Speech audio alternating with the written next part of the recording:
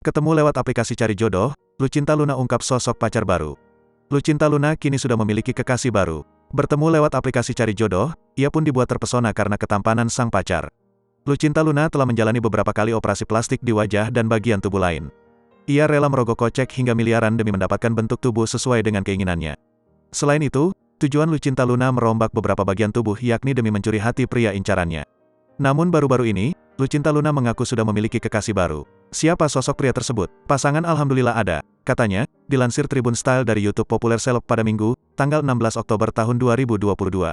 Hanya saja hingga saat ini, ia belum berniat untuk mengenalkan sang pacar ke publik. Aku masih belum berani publis.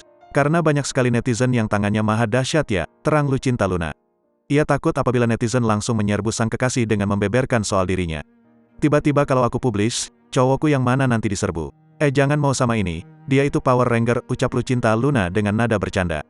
Tak dipungkiri Lucinta Luna mengaku trauma pernah mengulap sosok pacarnya ke halayak umum. Iya, trauma, jadi aku sekarang gak mau lagi publis, tegas pemilik nama asli Luna Putri tersebut.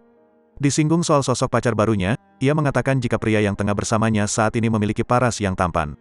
Pacar yang sekarang ini dia ganteng banget, terus dia dominan gitu pas sama aku. Jadi aku gak boleh begini begitu jadi ya nurut aja, beber Lucinta Luna.